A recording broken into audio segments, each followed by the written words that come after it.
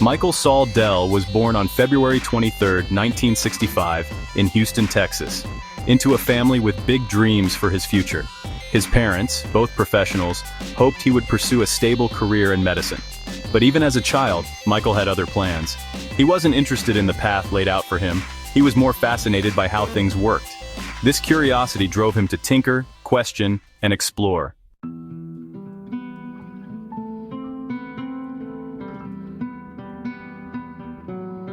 At 15, Michael's parents bought him an Apple II computer. While most kids would have been thrilled to play games on it, Michael had something else in mind. The machine wasn't a toy, it was a puzzle.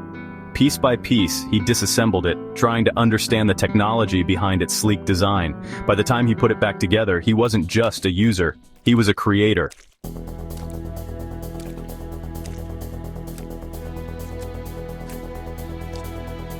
This hunger to learn wasn't confined to computers. In high school, Michael discovered an untapped market for newspaper subscriptions. While his peers targeted random neighborhoods, Michael analyzed marriage records to identify newlyweds who might be interested in starting fresh with a new paper. The strategy worked beyond anyone's expectations.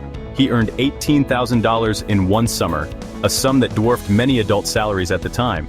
It was Michael's first taste of entrepreneurial success.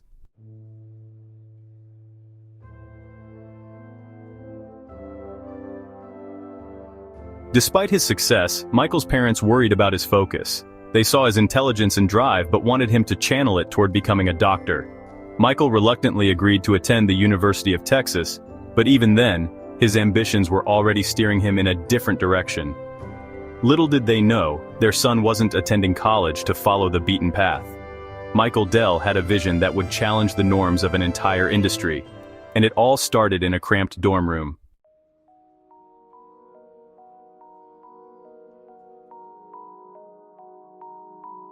In 1983, Michael Dell arrived at the University of Texas at Austin, fulfilling his parents' hopes that he would study medicine. But Michael had no intention of becoming a doctor. Instead, he had his sights set on an entirely different goal: revolutionizing the personal computer industry. His dorm room wasn't just a place to sleep, it was his first office, workshop, and battlefield.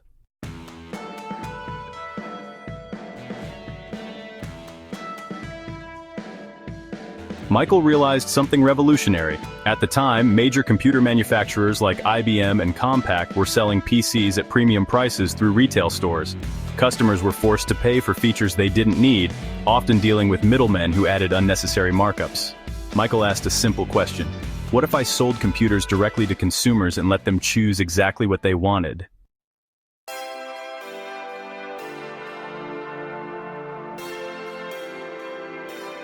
He started small, buying leftover inventory of computer parts from local suppliers. Working from his dorm room, he assembled custom PCs tailored to individual customer needs. Each sale undercut the big brands, delivering higher performance at a fraction of the cost.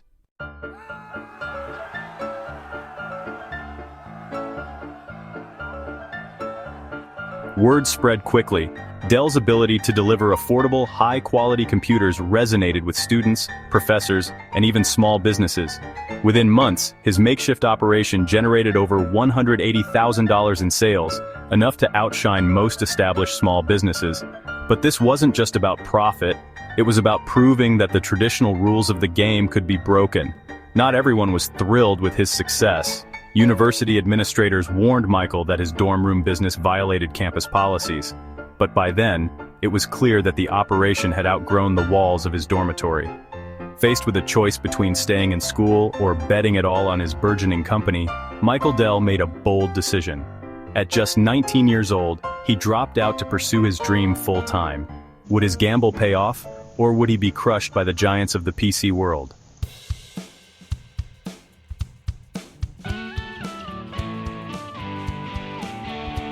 In 1984, Michael Dell officially launched Dell Computer Corporation with just $1,000 in startup capital. He was no longer working from a dorm room. He had a business to run. The company was built on a daring new concept, bypassing traditional retail channels and selling computers directly to the customer. Dell was about to shake up the industry in ways no one could have predicted.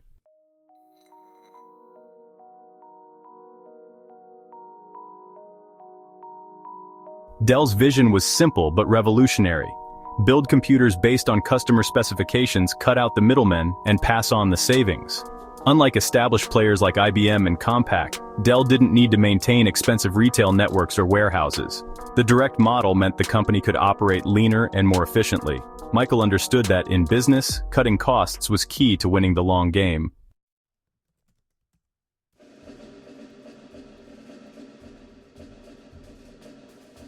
In its first year, Dell Computers generated $6 million in revenue.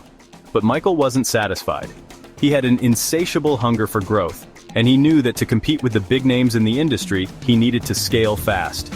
He made deals with suppliers that no one else would dare to, cutting costs while maintaining quality. His aggressive pricing and commitment to customer satisfaction set Dell apart from the pack.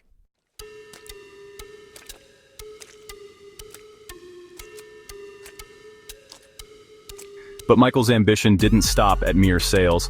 He believed in controlling every aspect of his business, and he would stop at nothing to ensure Dell's success. The company began to scale quickly, pushing out competitors and taking on larger market share. He was a visionary, but his path was also defined by a ruthlessness that became evident behind the scenes. As Dell expanded, he didn't shy away from taking risks. He entered new markets, hired top-tier talent, and made bold moves to diversify the product lineup. While his rivals hesitated, Dell was already thinking ahead, into enterprise solutions, servers, and later, even mobile devices. By 1992, at just 27 years old, Michael Dell became the youngest CEO of a Fortune 500 company. While most saw this as the pinnacle of success, Michael knew the battle was far from over. Competition was fierce, and the landscape was shifting. It was time for Dell to step up or risk being left behind. Could Michael Dell hold on to his crown as the PC king, or would his cutthroat strategies lead to his downfall?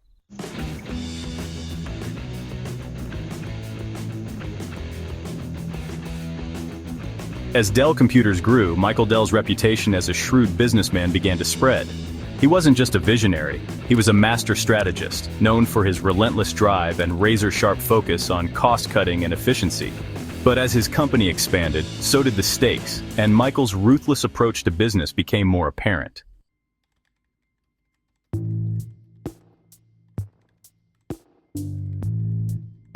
Unlike other tech companies, Dell wasn't content with incremental growth. He viewed the competition not as a challenge to overcome, but as obstacles to obliterate. When his rivals stumbled, he moved in with laser precision, outmaneuvering them in ways that others couldn't or wouldn't. IBM and Compaq, two of the largest players in the PC market, had decades of history and massive resources, but Michael Dell was about to turn the tables.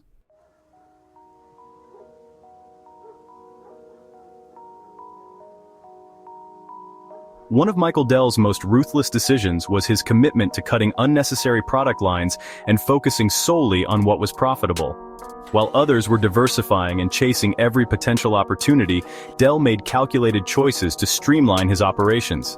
This lean and mean mentality allowed him to undercut competitors who struggled with bloated operations and high overhead.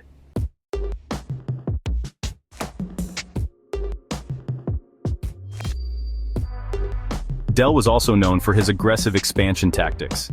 When smaller competitors couldn't keep up, Dell swooped in to acquire them. But these weren't just mergers, they were strategic moves to eliminate threats and consolidate power. He wasn't afraid to make the tough calls, even when it meant layoffs or restructuring teams that had been with the company since the beginning. Dell's mindset was simple: no room for weak links. And when things didn't go his way, he didn't back down. He doubled down. His brashness in the marketplace was evident as he constantly pushed the boundaries of what his competitors would tolerate. His vision was to not only stay ahead, but to leave no room for anyone else to catch up. But for all of Michael Dell's success, the relentless pace of growth began to take its toll. The tech world was shifting, and the rise of the internet and new technologies threatened to leave even the most aggressive players behind. Michael Dell faced a pivotal moment in his career. Would his cutthroat methods continue to propel him forward, or would they ultimately lead to his downfall?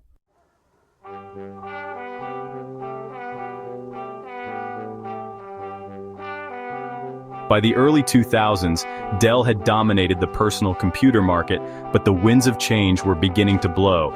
The rise of the internet, shifting consumer preferences, and new competition from tech giants like Apple and HP left the PC industry in flux. The very business model that had once made Michael Dell a fortune, selling PCs directly to consumers, was now under threat. The landscape had changed, and Michael knew that he had to adapt or risk losing everything.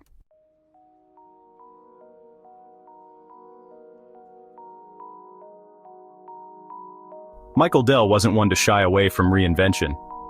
His first move was to expand Dell's offerings beyond the personal computer. He delved into new markets, focusing on enterprise solutions, servers, and IT services.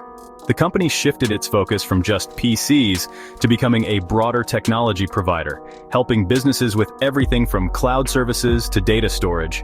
But despite his forward-thinking approach, the company's stock prices stagnated as the PC market continued its decline.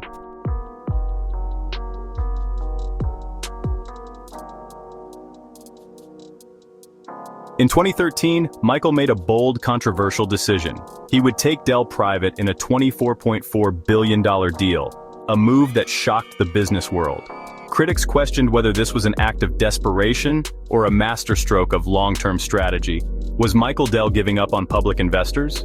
Or was he positioning the company for a future beyond the spotlight of Wall Street?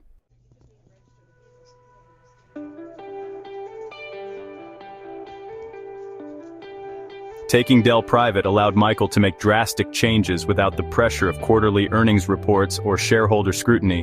This freedom enabled him to focus on long-term growth, pushing into new territories like cloud computing and enterprise IT solutions. Dell Technologies, as the company would later be known, began to thrive in these new markets, pivoting away from the shrinking PC sector and tapping into the massive demand for data management and infrastructure. Under Michael Dell's leadership, Dell Technologies emerged as one of the largest and most influential tech companies in the world. His ability to adapt, while maintaining the ruthless business practices that had made him successful, was a testament to his unyielding drive. Dell wasn't just the king of PCs anymore. He was shaping the future of enterprise technology, and in doing so, cementing his place in the history books.